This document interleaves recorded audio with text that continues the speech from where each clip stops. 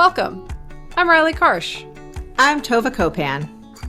We are thrilled to bring you the We Go Boldly podcast. Let's talk big burning questions, life changes, and maybe a bit of personal business. Let's be bold and brave together. Are you ready? I am. Here comes the show.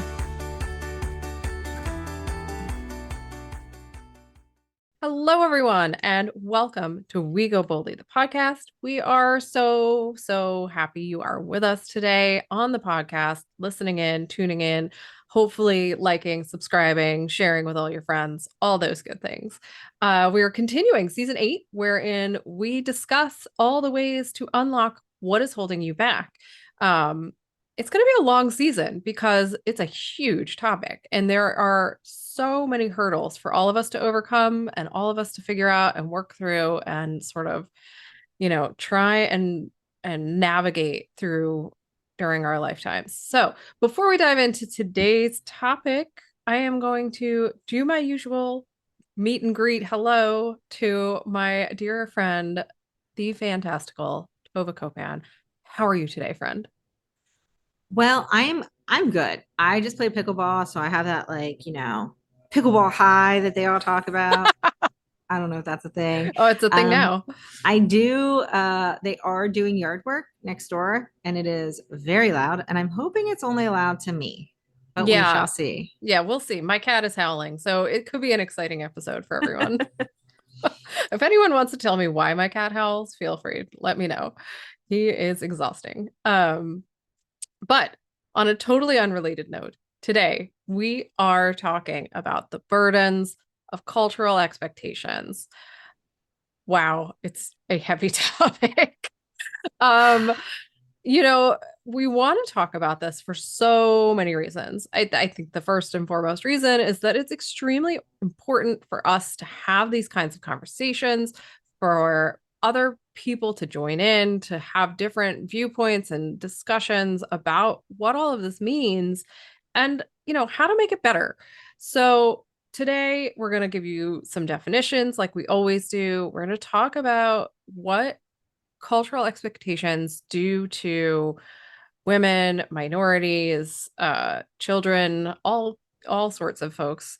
And we're going to talk about a few ways we can work through that and help to, make our own lives better, but also make society better as a whole. Because, obviously Tova and I both want that. We work towards that in our coaching practice, in our podcast, just in our daily lives, in raising our children. And it is hard. So we want to talk about it with you guys, put some thoughts out there and see, what kind of feedback you want to give us. So let's dive in. Tova, you did the research, so I'm going to let you start today. Yeah, I did do the research on this one, and it was a doozy. It did not lift me up. Let's just say that. I think, a couple of weeks ago, I did the research on what's the worst thing or worst case scenario. And it was really like enlightening and was really kind of fascinating and surprising. This was less of all of those things.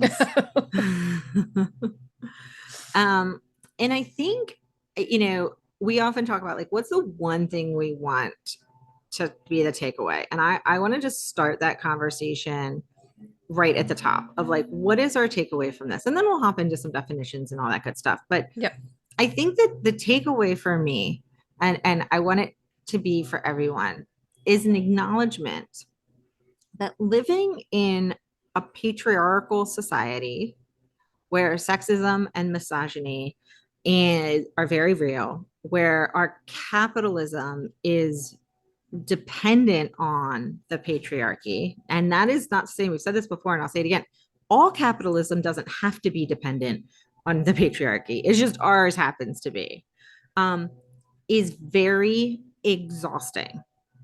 And it is very exhausting for women. It is exhausting for non-binary people. And it is also, in many ways, can be very exhausting for men. And it is one of those things, and it is something I want to highlight. You said in our circle the other day about there's these stressors or these things that we're working on in our minds that if we don't realize we're working on them, if we don't acknowledge them, it can be very tiring. And we're just like, why are we so tired all the time?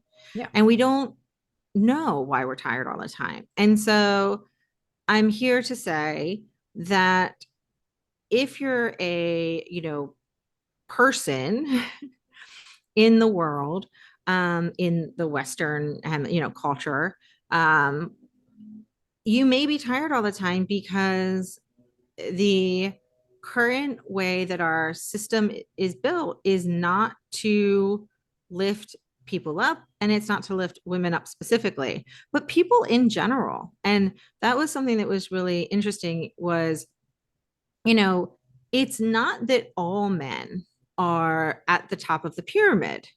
A very small handful are. And then the rest are just trying to fight their way to the top or exist, right? And so that's just kind of the basics. And I don't mean to start like on a super Debbie Downer, but I just wanted to be clear that like I just think it's important once in a while when we are spending all of this time on what's holding us back, that we recognize that there are some pretty significant systemic issues that are potentially holding us back. But I think when we talk about them more, it takes some of the control away from them. And it also takes some of the shame and guilt of like, why am I so tired all the time? And it's like, you see those funny posts on Facebook where it's like, I was sick for 3 days and my husband had to take off work and call in my parents because it took 3 people to replace me. And it's like, dude, that sucks, man. You're doing too much if it takes 3 people to replace you. Like, so that's my top of the PSA, I guess, at the top of the show. Yes. So let's talk a little bit about what we mean when we're talking about patriarchy and sexism and misogyny, because they are all slightly different, sort of different tunes of the same theme. And I know we talked a little bit about patriarchy in the last time we had a non-interview session, but patriarchy is a system that encompasses a worldview. It's arrangements of how we live as humans with each other on this planet, guidelines, what we do with our young to prepare them for the system. So I think it's really important to know that it is a system, it is an ideology, and it's the idea that men have more power, dominance, and privilege than women. But once again, it is a social system that doesn't really benefit that many people. And it can be focused on, the social life, what's expected of people, standards, even of feminine beauty, masculine, what it means to be masculine and a tough guy, what it means to be a woman, whether it's like soft or weak, defining men and women as opposites, not letting them take up the same space, and then valuing masculinity and devaluing femininity. And this is a conversation we've been having for a while because we've seen it even and we love a good Webster's dictionary definition, but we see it in those definitions, Right. how quote masculine traits, like traditionally determined in a patriarchal society, masculine traits, are often described in a more positive light than traditional feminine traits. So that is big picture patriarchy, like to start. Sexism is sort of a branch of the patriarchy ideology that justifies and rationalizes this social order, right? It's like, well, women aren't as strong as men. So clearly we need to have it set up like this. It's, when you sometimes hear someone say, like, I don't think a woman could be president because she's so emotional, right? Like, that's as opposed to our very, stoic and logical, balanced men in power. And so, so sexism sort of justifies the patriarchal order. And then misogyny is kind of like the enforcer. Like it's the thing that like brings up the rear. And it's about controlling women, policing them. By the way, not just women, non-binary people and men that don't fit into what is supposed to be masculine traits, right? Because a man that doesn't fit into a masculine trait under patriarchy, that is undermining patriarchy as well. right? That is a threat as well. Those, and certainly non-binary is just a whole threat. And so it's policing people for when they do something that's wrong, and then potentially patting them on the back for being so, well behaved and obedient. And it can be a variety of things. I'll hand that over to you when we discuss, like, what does misogyny potentially look like? So, misogyny is a painful, painful gaslighting experience, in my opinion. I don't have a definition to back that up other than, my almost 45 years of lived experience as a woman in this country. Um, but misogyny can look like a whole host of different things. Anything from just outright expressing hatred for women, or even like general dislike for women, catcalling or harassing women. I remember the first time I was catcalled, and I'll be honest with you, I think I was 7, which is gross because 7-year-olds are children. I don't I don't know why I have to explain that to everyone, but there it goes. Favoring men at the expense of women, promotions, bonus structures, things like place at the table, where you sit, who sits where, opening doors. And my husband loves to throw this one at me. Well, you open your own door then. Fine. I'm happy to open my own door. Okay. But like I also want to sit at the head of the table. So how does that work out? Um, a strong belief in rigid traditional gender roles, like I was just describing, that's misogyny at work. No respect or regard for women's time and effort. If you've ever been the only woman in a board meeting or a meeting and you are not someone who is willing to yell and stand up and demand that people listen to you, you are often overlooked. Not always, because nothing is always, but often. And that is exhausting and frustrating. And that is misogyny. Again, ignoring or speaking over women, definitely been there. It's one of my biggest pet peeves. If you ever meet me in real life, it makes me insane. Rejecting women's ideas outright, and then, often pretending like they were your idea later when you come up with it. Um, Frequently interrupting women when they are speaking, blaming women for conflict, and expecting women to maintain social harmony, punishing women for calling out discrimination and sexism. That's the fun gaslighting one, Yeah. when you have the conversations and you're told that what is real to you is not real. Um, it's just a real mind boggle. So, I think sexual harassment and catcalling and, things of that nature are what people think of first. And they're horrible. I mean, they're awful things that happen. And as I said, the first time I was catcalled, I was 7. And I've been sexually harassed multiple times in my lifetime, whether at school, at work, by teachers, by coworkers, by random people on the subway. It's a a sense of entitlement, and that stems directly from the patriarchy. Um, and and it's not just a sense of entitlement that people come up with on their own, right? Like it is a part of how we raise our children. And I said this the last time we um had a conversation like this, but the way we raise our children directly impacts how our society is going to grow. And the way we treat each other directly impacts how our society will continue to grow and evolve. And if we are raising boys to different standards than we are raising girls, and no, boys and girls are not the same, no humans are the same, but that Right. doesn't mean that the standards can't align, right? Like that we cannot align our standards such that we are treating boys and girls as equals. Yeah. I want to, so I think the sexual harassment one, that's one that people are like, oh, yeah, that's misogyny. Right. But I want to use another example as well, because, well, it's all exhausting, right? Yeah. And so, so there's a couple, my brain wants to say so many things. like, there's always stories about President Obama's administration. Now, President Obama is a Black man. He knows what it's like not to be a white man.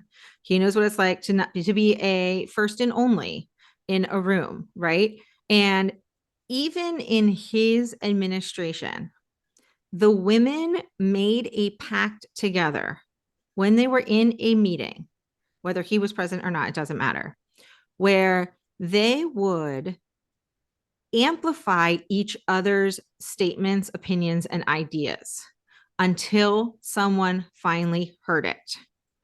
Because now I assume to work in the White House, especially President Obama's White House, you have to be very smart, very well qualified, with probably a lot of degrees to your name. And those women were all of those things. And they were in a progressive White House. And even if it's not as progressive as you want to be, for this purpose, it's progressive. And they still, in meetings, had a plan, a stated plan, not like, oh, yeah, we worked on this sometimes. Literally, a plan that they put in place to amplify another woman's idea until the idea was heard by the men in the room. And that is, when we talk about exhausting, that's what we're talking about. We're talking about the extra mental load it takes not to just remember, as I sit here, I got a notification on my phone that a game was canceled tonight and the fields are closed. And so now I'm going, okay, so that means that this kid isn't going to be here and this kid isn't going to be here, but now he can go to this practice because that's on a turf, forget that mental load. I decided to have that by having 3 children. I'm talking about the mental load of like, it's going to take me 3, 5, 10 more times of sharing my idea before someone even hears it. And so it's all misogyny, right? And then the other thing, and it's just, I'm going to have to say this because it's sticking in my head, until I say it. So I read a study that said 81% of women have experienced sexual harassment during their lifetime. They assume that any data about violence or harassment against women is conservative because many women, and that's in the United States, many women do not report it for a variety of reasons, whether they're worried about being not believed, whether they're worried about they just don't want to think about it again, whatever the reason. There's so many reasons that they don't report it. So 81% of women, once again, that's underreported. But I'm thinking about, I just saw a clip of Sophia Bush on The Daily Show just last week for me. So it's a couple of weeks for you. And she was given an award of some kind. And I think for, pro-choice advocacy. And apparently it was like a nice, big, heavy award. And she made a joke about how it's basically a weapon. And now she doesn't have to carry keys in her hand when she walks to the car. And no one had to be explained. Like that did not have to be explained to any woman in the audience as to what she meant. Not a single woman was sitting there going, oh, gee whiz, why would she have to carry keys in her hand to walk to the car? Or like the woman interviewing her didn't do a follow up, like, what do you mean? Or, haha, why would you need a weapon walking to your car? No one said anything. And they laughed. And listen, Sophia Bush is like awesome. I love her as much as I can love somebody from a distance who I don't know. And right. Like who I've never, interacted with. Right. And she is fiercely feminist and fiercely pro-woman. So she was not demeaning the experience at all, but she was simply sharing something that is just part of our life, which right. is, yes, there are instances that men walk down the street and it's nerve-wracking and it's scary. Like that is a thing. That is a legitimate thing. For women, it is every time they're outside at night in the dark. Like around other people, right? Like it requires planning and intervention. That's the thing. Like you have to plan around the possibility that some entitled person is going to attack you, right? And it's not the same as like in the 80s when we all thought we were going to fall into quicksand. It's real. It happens continuously. And it's not, no one's exaggerating, no one's being hysterical, no one's making things up. This is real. This is real life. I can't even count on two hands how many times I have been harassed in various ways. And there's Right. nothing special about me that makes me like more harassable. That's not a thing. And so I don't believe the 81% statistic. I think it's like 99.9% of women have Yeah. been harassed. Lots of women I've talked to didn't even realize it was harassment when it was happening because they're so used to being treated othered, right? They're so used to being othered and lessened in some way.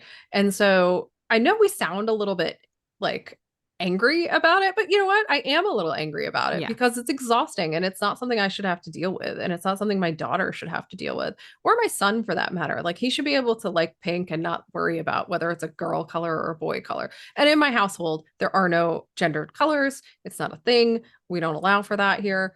But that doesn't mean it's when he goes to school and he's like, pink is my favorite color, that he's not going to get picked on, right? And so the things, and I don't know why I made that up because the pink actually isn't his favorite color, but whatever. The point is that it's not fair to anyone to uphold the system that is only working for a very small number of people, Yeah. right? And it's only working for and those people that it is working for have gaslighted so many other people into upholding that system. Well, and I think that's a really, really important part because there's like multi layers of gaslighting. Right. Um, and there's the gaslighting of, oh, honey, he was just being friendly, right? Or he That likes you. That's yeah, why he he's likes you, saying those right? things to you. Yeah, like, oh, he likes you. That's one kind of gaslighting, right? Or there's not feeling like you can go to the police when you have had a sexual assault because you said yes at first. Mm-hmm. But then there's this larger gaslighting that takes place. And not recently, over the summer, I read the book The Sum of Us. And there's a companion podcast that I haven't listened to, but I mean to. And it is by, I want to say Heather McGee, and I should look it up. But it's not talking about sexism and the patriarchy, but it is talking about racism in our country. And it is talking about how racism doesn't serve anyone because what happens is a quick example, um, white workers who are part of a factory would benefit from unionizing, but they have been convinced by the powers of be, the people who are benefiting from racism and the patriarchy, to vote against unionizing because only lazy Black people vote for unionizing. Now, I am boiling down a very big issue that she talks for many chapters about. And it's a wonderful book, and you should read it and learn about it. But the point is, they vote against their own best interest because they don't want to they don't want to be lazy, and they're convinced by the higher ups, right, that it's the right thing to do because the union won't help them, except the union would help them, and they are voting against their own best interest. And now there's a racial example, but let's take it to sexism. Let's take it to the fact that now many corporations have paternity parental time off when someone either comes upon a baby some way, has a baby, adopts a baby, Right. a baby is had by someone, and so there's parental time off. And I work for a company where not only do we have parental time off, but men are encouraged to take it off, which I love and I appreciate, because studies show the only way for women to not be penalized by maternity time is for men to take it as well. But then you sit and you listen, and I don't know if it was Kansas or Arkansas, or I don't want to be dismissive, but it was like there generally. And I listened to the state legislature, and they don't want to give 6 weeks of paid leave for state workers because after a woman has a baby, because it's basically giving her a paid vacation. And the fact is that in a functional society that is well run, men and women get parental leave because it benefits the society for a woman to go back to work and know that the other parent is caring for the child if there is another parent for a while. It benefits the society to have any parent involved, no matter the gender, have that time with a baby when the baby is young and that bonding experience. It benefits the family unit because 6 weeks is the bare minimum it takes to recover from having a baby physically, bare minimum, like best case scenario. And so it benefits everyone if both parents, or if there's two parents, if they can be around and the parental leave is a possibility. Like, it benefits the whole world to have lengthy parental leave for, assuming there's two parents, both parents. But you have these men, and quite a few women. So let's not pretend that like the patriarchy isn't served by a variety of genders. Right. Uh, saying, well, they're just, the taxpayers don't want to pay for people's like vacations. And so they are hurting themselves. They're hurting their own economy. They're hurting the cost of healthcare rises. Like, there's all of these other things that affect everyone, man, women, no matter your gender identity. Like, but they vote against it because they have been told that this is what you have to do. And so I just think it's important we talk about this because this is not a society that benefits anyone Right. except a couple people. Right. And I think that is so overlooked sometimes in the conversation. We do need to take a quick break. So let's go ahead and do that. And when we come back, we will continue talking about how patriarchy, misogyny, and all its accompanying horror shows hold us back. So we will be right back, everyone.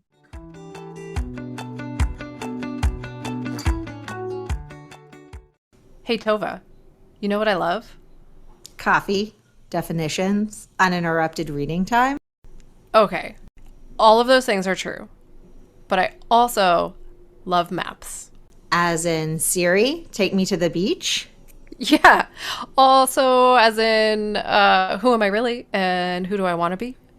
Yeah, I figured that's what you meant, but I also have the beach on my mind. So, Well, we were talking about things we love, so that definitely makes sense.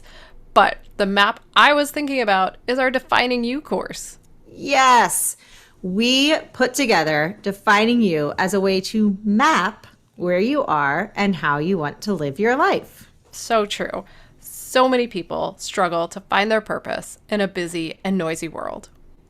That's why we made Defining You, our course meant to guide you to creating your own mission statement. And there's good news. You can get it now on teachable.com. Find the link on our website at goboldlyinitiative.com/courses, or check out the link on our Instagram bio at Go Boldly Together. We can't wait to see you there. Now, let's head back to the show.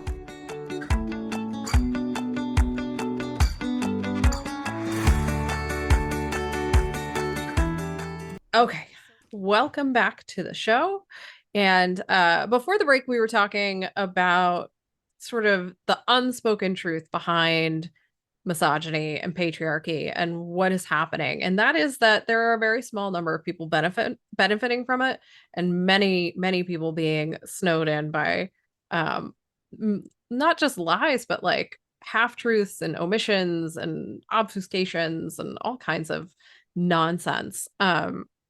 So what does it do to us as individuals to live in a society where people aren't equal? People are not treated equally. People aren't equal under the law.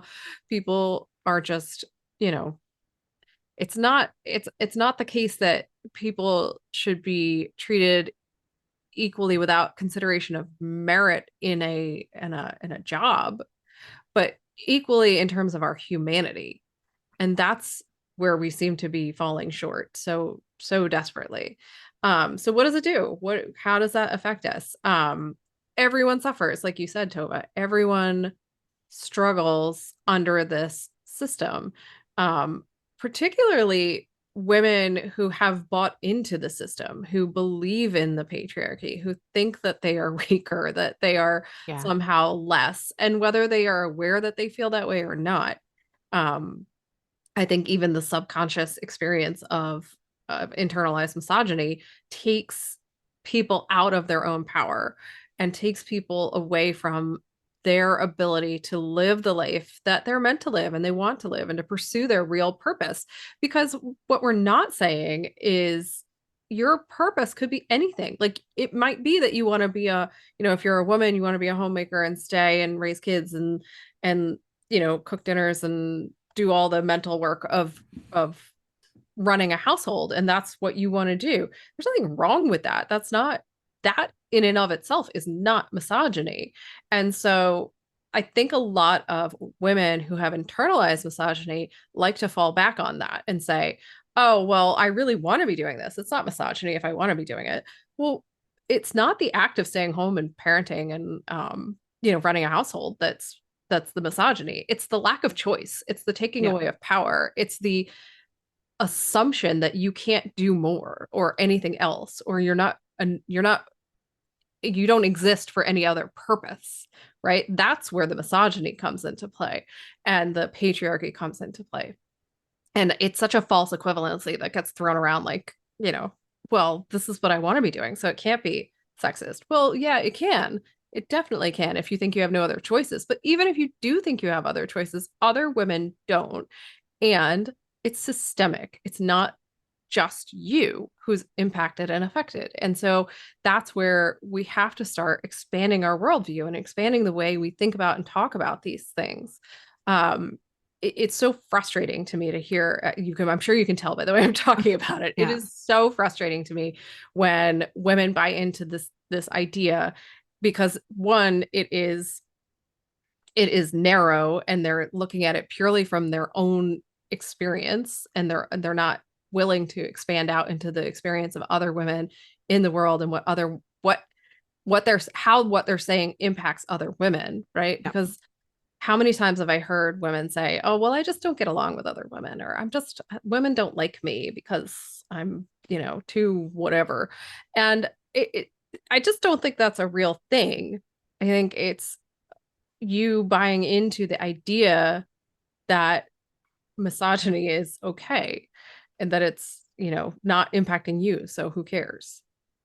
And that's, Well, I ugh. think also it is very naive to think that it's not impacting everyone. Yeah. And here's an example. Oh God, there's so many examples. The amount of funding that goes into learning about menopause, Oh God. right? Like let's take the sex out of it. Right. Let's take let's forget about birth control. Right. Let's That birth forget control is only for women, right? right. Yeah. Like let's forget about that. Let's talk about menopause and how little people know about menopause. Um, or let's talk about the fact that pink razors cost more than blue razors, or I mean, there's just the Or that, examples. you tampons aren't something that is required to give to prisoners, right? Like That one makes my head explode. they I can don't just like understand how that's, somehow function without that. I don't. yeah. Yeah. Oh my God, it They makes have my to buy head their own. explode. Or the fact that, like, I mean, just yesterday, one of my kids asked me, and they ask these questions and I encourage them to ask questions.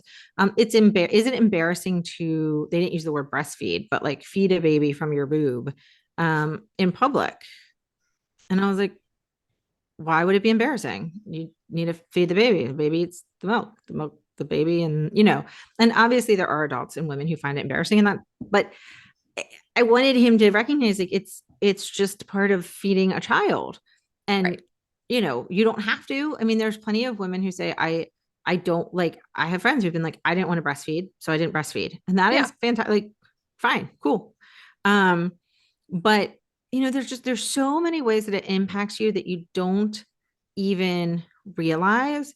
And I think the other thing is, especially for people our age and younger, is it was right before we were born that that things sort of exploded, right? Like you look at 20 years before we were born, or look in the 50s, the amount that changed between the 50s and the 70s, like when it comes to access to reliable birth control, when it comes to potentially access to a safe abortion, the ability to get a bank account, the ability to get a credit card, like all of these things. And it's so hard to think about how that just happened.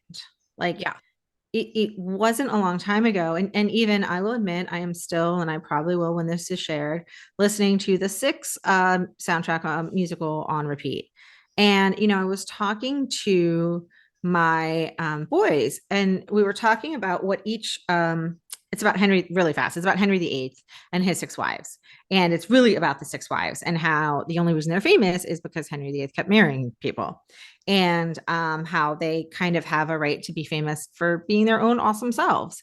And but we were talking about how they were comparing like who had it worse. And the one woman um, kept basically thinking she was falling in love with men and hoping that this is the guy this is like going to finally be the guy that loves her for who she is and doesn't want to just have sex with her.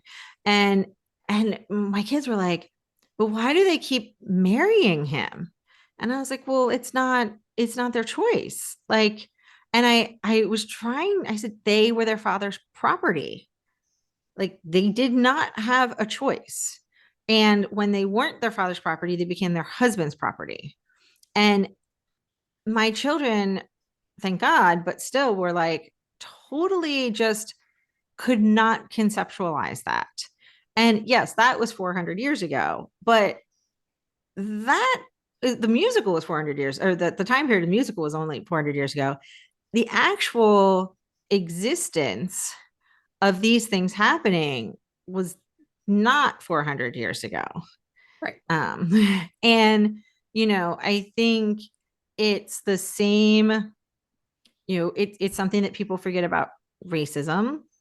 And, women of color experience everything we're talking about at such a higher level Mm. than white women do. And I can't help but think about, if you want to look at patriarchy, look at the amount of money and support that goes to women when they have a baby, and how people who have children are not given enough support and time off and anything they need but like in the actual hospital, because it's like a system to just kind of keep it going. And then Black women, though, have that and then have a whole other level of like their pain isn't believed. And what this results in is the United States has a high maternal death, full stop. And when you factor in Black women, their maternal death rate is just insanely high to live in the country that we live in. And so these kinds of things trickle in everywhere. And people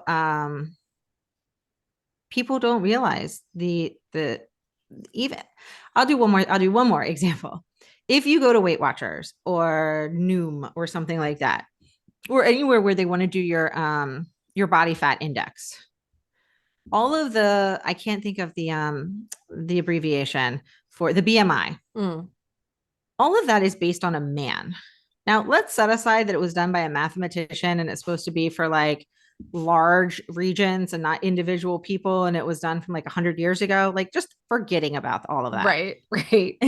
How it's irrelevant in general. Yeah. Yeah, how it's like really not accurate on so many levels.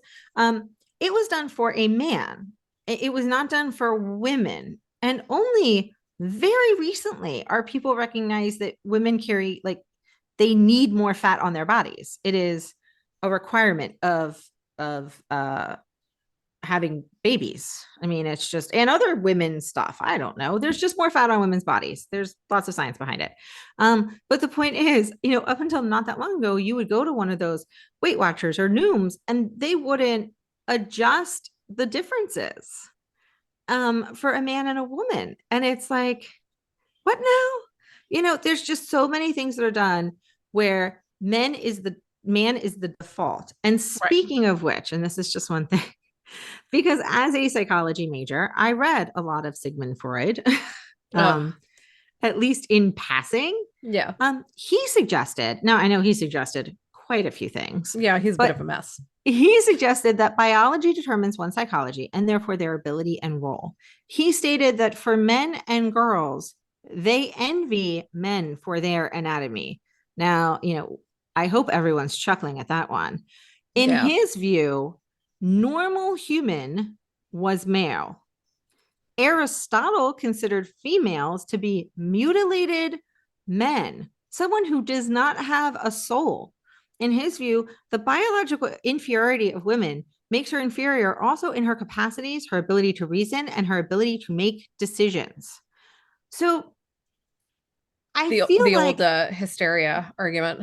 yes. Like, do we just cancel them? Can we cancel Aristotle? Is it too late? Like, I know we have to look at people as like the good and the bad, but Yeah. like, come on. How is this something that we read? How is this something that a woman has to read? A Yeah, non-binary person has to read. Like anybody has to read. It makes my head explode. it Clearly. does. We do need to take one more break. So let's do that. When we come back, let's talk about how this impacts women in their mental health, their physical health. Let's dive into that a little bit. So we will be right back after this, everyone. In case you didn't already know, we love talking. True story. More than simply talking, we love researching, prepping, and bringing this podcast to life. We launched We Go Boldly with the goal of reaching people dealing with the kinds of questions and concerns that we also face. Things like how to hear my inner voice, how to make sure my habits are worth it and stick, how do I feel my feelings and still manage to function.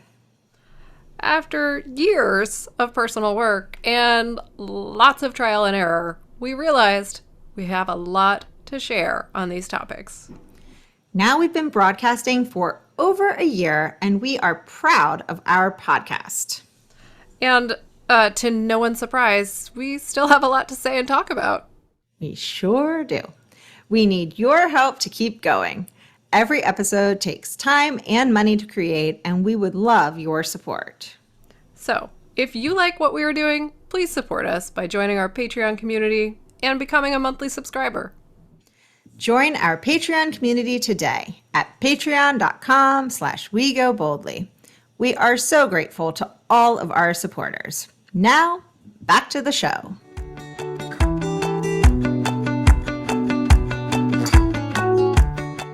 Okay, so welcome back. This is a tough episode and it's a tough conversation. I think, I tend to try and find the hope when I can because that is how I function in the in the world as it is. And while I do struggle with all of these things, with the patriarchy, with misogyny, with the way I've been treated my whole life, and that is hard to deal with. There are traumas there from it. It's overwhelming at times. However, I do think that, in listening to my kids, right, coming home from school, there's still garbage that comes home and that they talk about and they do to each other. And it's awful in some ways, but it is so much better than it was when I was a kid. And I suspect than when my parents were children. And so I have a lot of hope that the younger generations are understanding things and just more compassionate, more empathetic, kinder towards each other and less focused on, bootstrapping and power and all of those fun things. So I just wanted to put that caveat out there because I do think that it is better today than it was 40 years ago. Um, Did you say However, 4 or 40? I think it's better 40, than, okay. I mean, but 4 even years ago four, too. Yeah. even four. Yeah. But so let's talk about how misogyny impacts women's health and well-being. And I think it might feel obvious that it does, in fact, impact women's health and mental well-being. But studies have shown that there's an increased risk in developing clinical depression when you have experienced sexual discrimination, harassment. You have more psychological distress, worse mental functioning, poorer self-rated health, lower life satisfaction. All of those things are awful. Like, no one wants that, right? And when the system is contributing to that experience, it's time to look at the system and make a change. Yeah. Um, you know, there's so many things that impacts, like from anxiety to depression to PTSD, eating disorders. I mean, disordered eating is so prevalent at this point that as a parent, it's something that I worry about all the time. And I don't even have a reason exactly other than I know what my kid is exposed to day in and day out. Yeah. I mean, I was going to say, even as we try to be more positive about some things, we're recording this today after the Met Ball. Yeah, And the Met Ball was focused on honoring a man who hated women's bodies if they were more than a like 00. right. Like, and we're honoring him.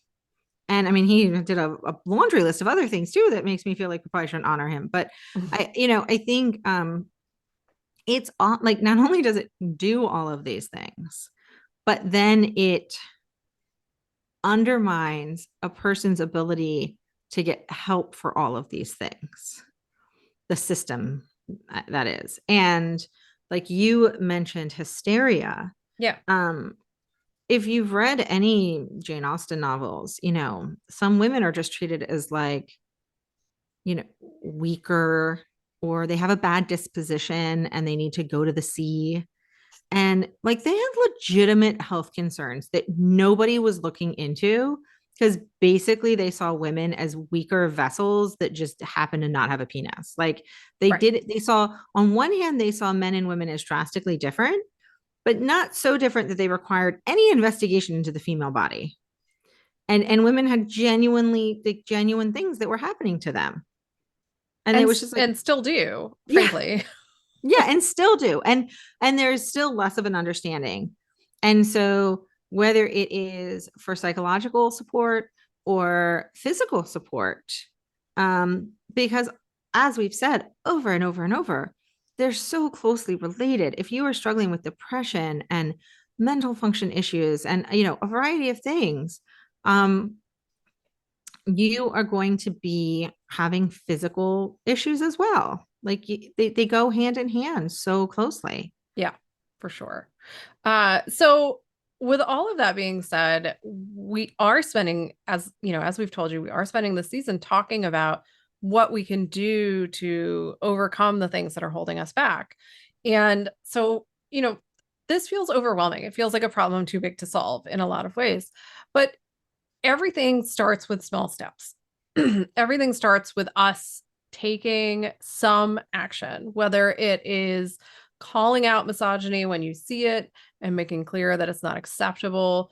It's reporting things, whether it's at work or if it's something even more serious, to the police. Um, it's being, able to leave negative situations and set boundaries that are more appropriate and not simply laughing things off because confrontation is uncomfortable. Um, Now, that's not always safe. And so we just flag that it is not always safe to do that. We understand that, and you have to use your common sense about how you deal with these situations, which even me having to say that Yeah. is a reflection of just how systemic this is. Well, Um, and it's I we can also call out language. I like behavior, but also the less, like we don't have to just call out sexual harassment.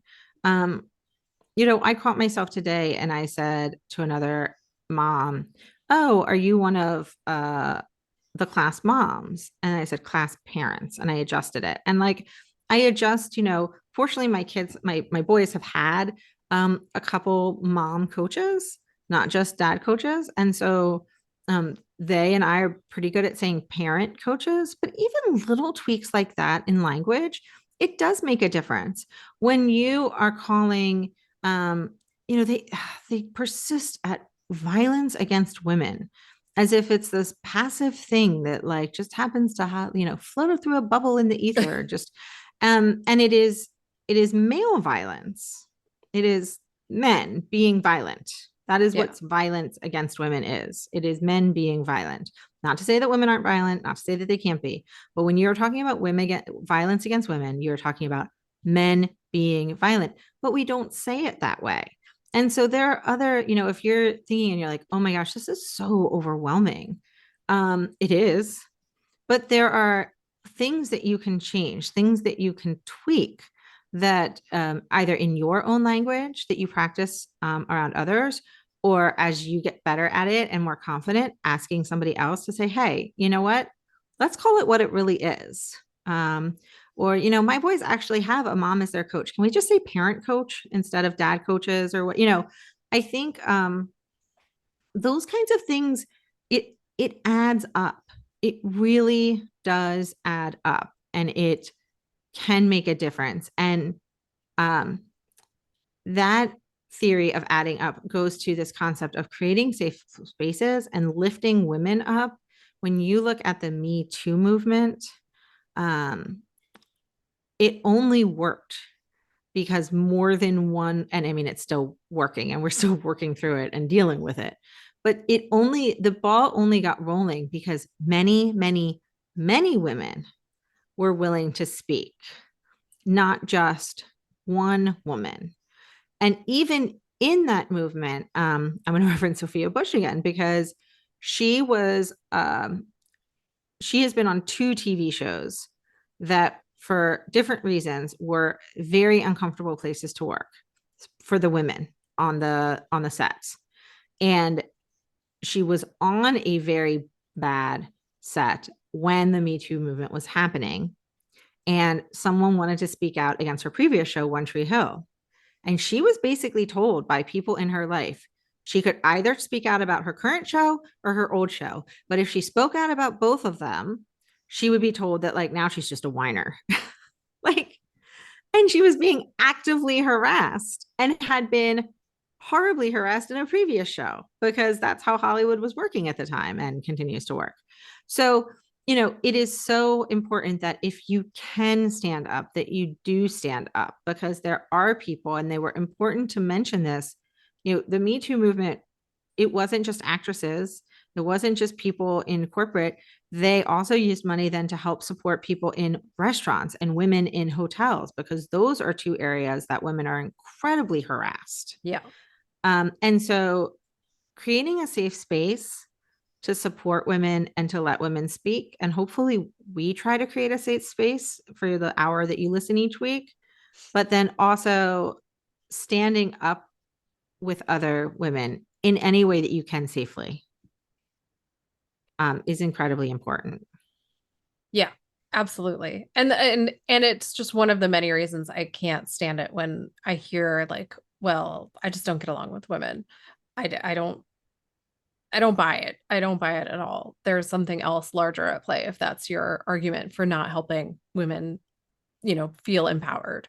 Um, so a couple other things, check in with people. It just you, when we acknowledge the reality of the world as it is to each other, it takes away some of the negativity and allows us to do what we were just talking about and band together. Um, Acknowledge your feelings, like be honest with yourself about how you feel and don't stuff these things down. Don't pretend, like, Mhm. so I know in my younger years, I laughed things off that today I would never laugh off. And it's not that I'm easily offended. I'm actually very hard to offend, but I also know my value and I know my worth. And I don't need my worth to be dismissed because I am a female, right? So that there's a difference. And so anyone who's gaslighting you and saying, and I keep saying gaslighting today, I don't know why, but anyone who's telling you that your feelings about what they're saying are invalid is wrong. They're just wrong. Yeah. Um, you know, things we always say, exercise, so sweat it out, right? Like if you're struggling, which I may be today, like go for a run, exercise in whatever way works for you, journal about things. We always recommend therapy. Therapy is fantastic. Um, and then really, really important, increase your awareness of your own bias. We all have them. We all have things that sneak up on us. They are at times embarrassing because you're like, how can I possibly think that way? That's crazy. But start to pay attention to the ways in which you're buying into misogyny, patriarchy, racial bias, gender bias, whatever it is. Just start to be aware of it if you're not already. And then you can take the steps towards changing the way you're looking at the world or looking at yourself. Yeah, and as we're wrapping up, I do want to say, like, we are in a better place. Like, we weren't joking. We're in a better place than we were 40 years ago, and we're in a better place than we are than we were 4 years ago. Yeah. And and I know recent court decisions doesn't make it feel that way. And so many things makes it not feel that way. But we are the more that I think talking about it is helpful because we've talked about this a lot this season, but normalizing our feelings and letting us know that, like, oh, hey, yeah, that feeling is normal, and that or that experience isn't normal. That's not the way it's supposed to be. I think Right. so many of us have experiences, whether it's in our marriages or our relationships with other people or interactions, and we normalize things that are not normal because we don't know any better. So it is so important to have these conversations.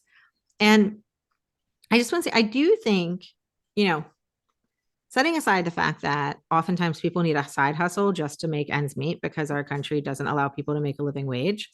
A lot of the research I saw talked about how women are not encouraged to be entrepreneurs and that women are not given the funding that entrepreneurs are, and I know there's a lot of people out there. One of our guests, Amy Nelson, is out there fighting the good fight with the Riveter, trying to get women more funding and more support, which is awesome. And I know people don't love MLMs, but I do think that we have a whole generation of kids who are watching their moms maybe and parents starting small businesses and trying new things. And once again, there's a lot of reasons that that's a problem, but there's also lots of reasons that it's a good thing. I also, you know, I don't know what the 70s, the feminism wave, they call it, because they all have different numbers. The second wave feminism, maybe, Yeah, but maybe. I don't know. But, there was a time not that long ago that if a woman got to a place advanced, right? She couldn't have kids and she dressed like a man and she had a variety of things to make it work. But when she got there, she wasn't even in a position where she could help other women up or felt like she could Right. because it was really like, nope, you're the only one. And so I don't think we feel that way anymore. I don't think we look at a commission and say, well, they've got the token woman. I do still think we're working on it when it comes to like a black woman. Like I am sure people look at the Supreme Court and be like, well, that's good. We're all set. And it's like, what? No, it's not how it works. But I do just want to say, I think we're talking about it. And because of that, and we certainly are not the only ones talking about it. No, no. We are farther along, and we get to choose how the beliefs we hold and how we come to our beliefs and what we believe. We get that choice, and that in itself is incredibly empowering. Yes. Yes, it is. I think unfortunately we have to wrap up. I know we could talk about this for I know, days on I know. end, and there's so many more points to be made. But the I think, I said it before, but the whole goal of this season is to help you figure out how to unlock whatever is holding you back. And if you are not acknowledging the role that society plays in your mental health, your mental load, your energy levels, all of those fun internal things, then you're missing a key component of whatever is holding you back because that is a real experience for most humans, right? And we have to learn to acknowledge that and work through it in order to actually get to the other things that are holding us back. So maybe we should have done this first. I don't know. But either way, Well, we're and doing it also now. excuses are not reason, or reasons are not excuses. Correct. Like, we're not making excuses. We're not like, well, that's why there's no woman president. I mean, it's a reason. It's Right. the reason. Let's be clear. But it's we're not making excuses. But to wrap it all the way back to the beginning, there's a reason that we're tired. Yeah. It's hard, and we didn't even talk about mental load. We didn't talk about how two because we've talked about this in other cases, that if there's like a 2-parent household, that oftentimes the person who is more traditionally feminine has more responsibility at home, even if they make more money. Right. Like, they have the mental, and oh, here's the other thing. Even if the other parent is a stay-at-home parent, oftentimes the more feminine parent actually still carries the mental load, and the dude parent just like does what he's told to do. Like, it's a whole other conversation. But there's a reason that you're tired. And for me personally, and Riley knows this, having a reason is very empowering. Yeah. If I know that I'm tired because life's hard, I just feel a lot better about it. I'm sure there's other people who are like, well, I'm really depressed, Tova, and I'm really upset that we had this whole conversation. But I feel better. I'm uplifted. So we do we have homework for this week? I was really at a loss. I was not feeling motivated or uplifted before. To be honest, I made this outline. So I'm going to give you some homework for the week. Then I think really what we want you to do is take a little inventory of your life, of what's happening around you, whether it's, at your work, at your home, in your friendships, your social circles, wherever, and start to notice how you are engaging in misogyny, right? Like, what are you doing that upholds misogynistic beliefs, whether you're doing it intentionally or not? Just start to notice. That's the first step, like we said before, being aware. And then once you're aware, you can start to dismantle some of that in your own life, whether it's gendering coaches or, always giving your male partner the head of the table, whatever it is. Start to change things up and see how it feels. Just let yourself sit with the feeling. It might be uncomfortable, and that's okay. So that is your homework for this week. Let us know how it goes. We always want to hear from you, so you can find us on social media. You can email us. Whatever works for you works for us, and we would love to hear your thoughts on this whole topic and how the homework goes for you this week. So everyone, have a wonderful week, and we will be back again with a little bit more about unlocking what is holding you back.